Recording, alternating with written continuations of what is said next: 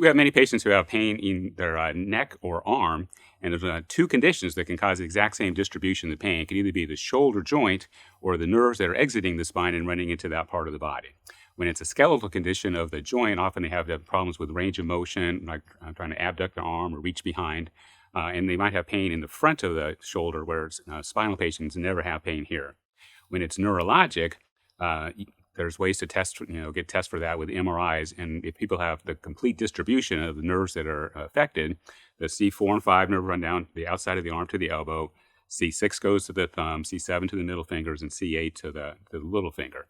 So when we know which nerve it is, sometimes we can tell, if we know it's neurologic, but we can sometimes tell which nerve it is by the location of the pain or by imaging tests like an MRI. There's two types of tests that we can get from neurologic sources.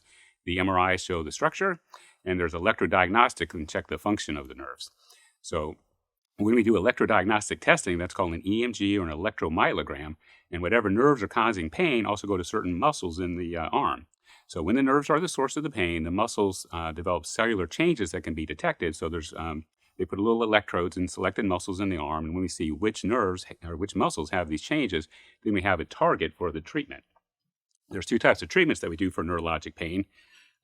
If we know which nerve it is, then the preferred technique is nerve root injections, where under X-ray guidance we can put steroids directly into these areas where the nerves are that exit. If the pain's on both sides or it's multi-level or we don't know which nerve it is, then the other technique is epidural steroids, where the medicine is placed more centrally, where it can affect more than one level and both sides. With epidurals are the same thing we do for women in labor, but rather than numbing for delivery, we're using steroids for inflammation. But the procedure is the same, and it's even easier because we can do it under X-ray guidance.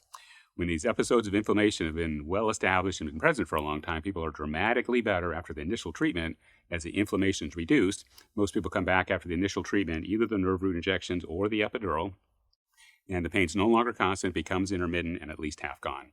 So with that response, we would do this. The second shot would be the same as the first shot. We rarely get complete relief with one shot because the inflammation is so well established. So people are dramatically better with one, but they need to have two.